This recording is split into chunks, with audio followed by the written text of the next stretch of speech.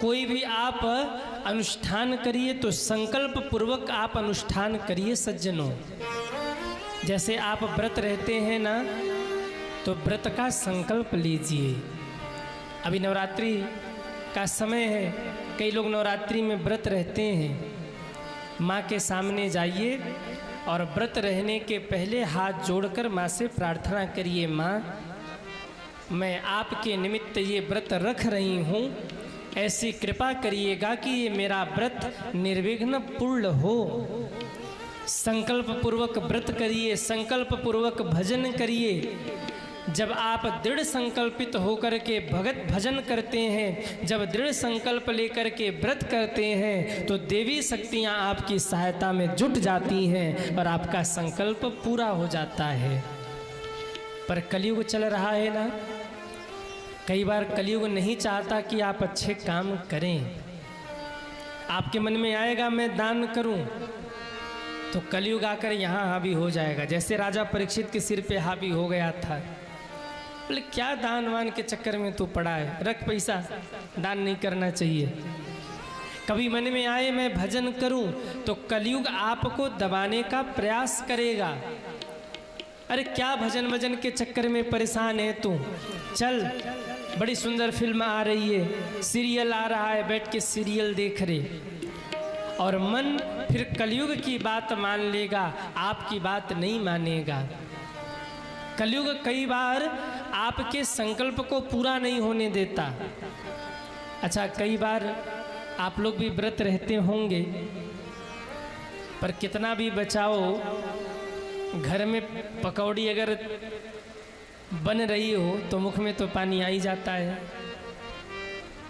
हाँ, आप व्रत हैं एकादशी और घर का कोई सदस्य व्रत नहीं है और बढ़िया बढ़िया अपने लिए आइटम बना रहा है, तो आपके भी मुख में पानी आ गया और आपने कहा भैया जरा हम भी चख ले, और गलती से आपने कुछ उठा करके मुख में रख लिया, तो व्रत तो टूट गया। जैसे आप नवरात्रि का व्रत, कितने लोग नवरात्रि में व्रत हैं, वो हाथ उठाएं।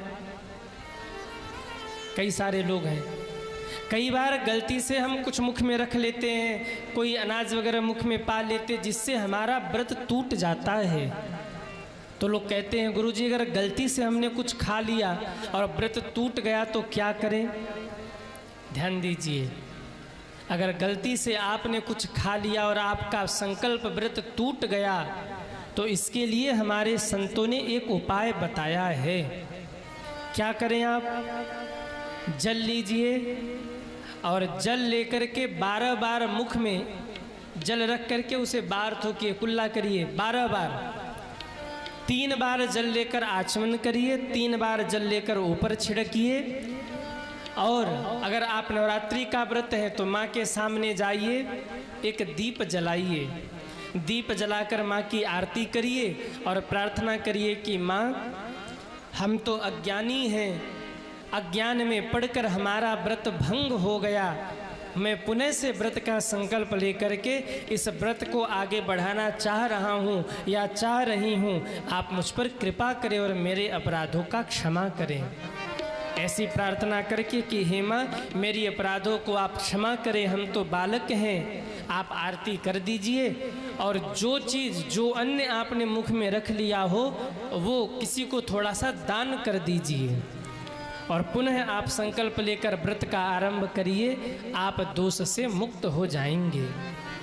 इस प्रकार आपका संकल्प पूरा हो जाएगा। देखिए, व्रत का मतलब क्या है? केवल अन्न त्यागना ही व्रत का सच्चा अर्थ नहीं है। हमने अन्न का त्याग कर दिया, हम अन्न नहीं खाएंगे, यही व्रत नहीं है।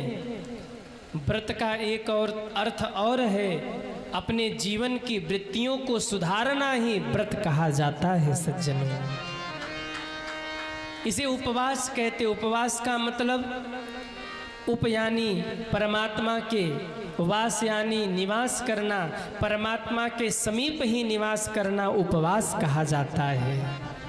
आप अपने जीवन की बुराइयों का त्याग करके परमात्मा के चरणों में लगे रहिए, भगवान की भक्ति में लगे रहिए, ये भी एक उपवास है। पर आप लोग अगर बुरा न माने तो मैं एक निवेदन और कर दूं। कह दो कि रहने दो? अरे कहिए हाँ या ना। आजकल एक ट्रेंड चल रहा है, नवरात्रि भर शाकाहारी बने रहेंगे, नवरात्रि तक कुछ खाएंगे पिएंगे नहीं, लेकिन जैसे ही नवरात्रि बीती और दशहरा आया कुछ भी छोड़ेंगे नहीं। जीवों की कमी हो जाएगी धरती पर, 9 दिन में जितना बचाया है सब एक ही दिन में खा जाएंगे। हाँ, जीव जंतु भी अपने प्राण बचा के भागते होंगे। क्यों? खरगोश उसको घास खाना है तो घास ही खाएगा, शेर उसको अभक्ष खाना है तो अभक्ष ही खाएगा, वो घास नहीं खाएगा। पर एक इंसान ही है जो सब कुछ खाता है। जब तक नवरात्रि है तब तक बचे रहेंगे, पर जैसे ही नवरात्रि समाप्त हुई बचा कुचा सब पूरा कर देंगे। हाँ, जब तक श्रावण चल रहा है ना, हर हर महादेव हर हर, दूर रहो दूर रहो, हम बिल्कुल इस समय कुछ नहीं चलेगा, चलो हटो। और जैसे ही शिवरात्रि, जैसे ही श्रावण बीता, नवरात्रि बीती है, फिर तो देखो आहा हा हा, तुरंत पार्टी होना चाहिए, बचा खुचा सब सफाया कर देंगे। याद रखिए, केवल अन्न का त्याग करना ही उपवास नहीं है, अपने जीवन के बुरे वृत्तियों का त्याग कर देना भी उपवास कहा जाता है सज्जनों, व्रत कहा जाता है। अपने जीवन की बुराइयों का त्याग करिए।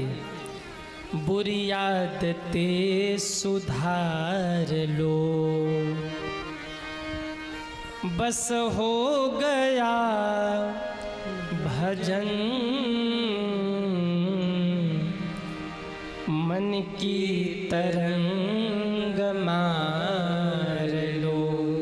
अभी हम लोग रास्ते में आ रहे थे तो हम लोग चर्चा कर रहे थे, जो भैया में लेके आ रहे थे और बाबूजी बैठे, आप लोगों से चर्चा हुई कि क्या इधर बलि प्रथा है?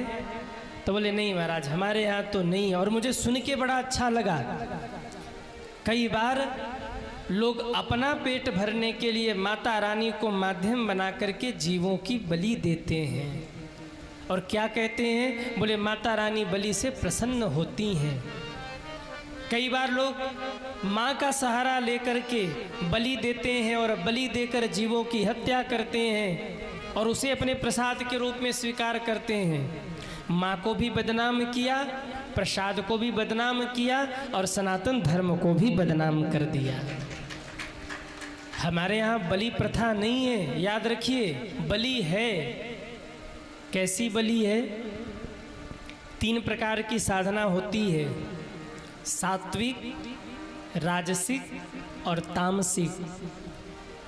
जो तामसिक साधना करते अपने क्षणिक सुख के लिए, चमत्कार के लिए, ऐसे लोग बलि देते हैं। जो तामसिक साधना करते, तंत्र साधना करते हैं और उनकी दुर्गति होती है, अंत में उनको नरक की यातना सहनी पड़ती है, उनको नाना प्रकार के कष्ट झेलने पड़ते हैं। जो तंत्र की साधना करते हैं वो बलि देते हैं। सात्विक साधना सबसे सर्वश्रेष्ठ है सज्जनों, और सात्विक साधना में, सात्विक भक्ति में बलि नहीं है। हाँ, बलि देने का विधान बताया है। काशी फल की बलि दी जाती, कोहड़े की बलि का विधान बताया है। नारियल की बलि दी जाती है। जब आप हवन कराते हैं, हवन करते हैं घर में, तो आपने देखा होगा हवन के अंत में पंडित जी एक नारियल लेकर के उसे अग्नि में समर्पित करते हैं, सूखा नारियल। ये सात्विक बलि है, इससे साधना बढ़ती है, इससे भक्ति बढ़ती है। ये कोई दोष नहीं है, बलि का विधान है। माता रानी के मंदिर में लोग नारियल समर्पित करते, ये भी एक बलि है, ये सात्विक बलि है। बलि का मतलब केवल जीवों की हत्या नहीं है। कोहड़े की बलि, तरबूज की बलि, ये सब सात्विक में आता है। नींबू की बलि, और तामसिक में बोले जीवों की हत्या।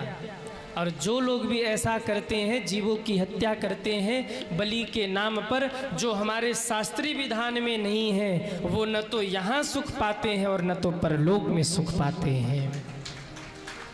आप विचार करिए, वो कौन से भगवान हैं जो जीवों की हत्या करना सिखाते होंगे। हमारे यहाँ तो कहा गया अहिंसा परमो धर्म, और फिर उस अहिंसा में ये हिंसा कहाँ आ गई। हमें नहीं लगता कि किसी निर्जीव जीव की हत्या करके कोई माँ प्रसन्न होती होंगी।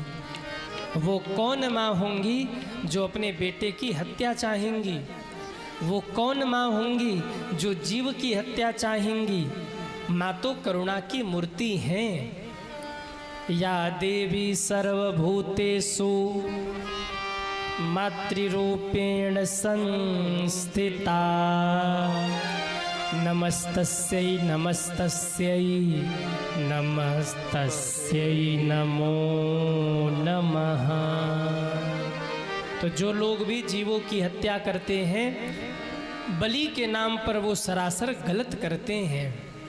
वो न यहाँ सुख पाएंगे और न तो वहाँ सुख पाएंगे। अपने नारकीय विधान को वो संपन्न कर रहे हैं, नरक जाने का मार्ग वो प्रशस्त कर रहे हैं। बोलिए भक्तवत्सल भगवान की जय। और हाँ, अगर बलि देना है, अगर आहूत करना ही है, तो अपने गलत विचारों की बलि दीजिए, अपने कुकर्मों की बलि दीजिए, अपने जीवन के दुर्गुणों की बलि दीजिए। उसे न्यौछावर करिए भगवान के चरणों में, उसे न्यौछावर करिए माँ के चरणों में। बोलिए अम्बे मैया की जय हो।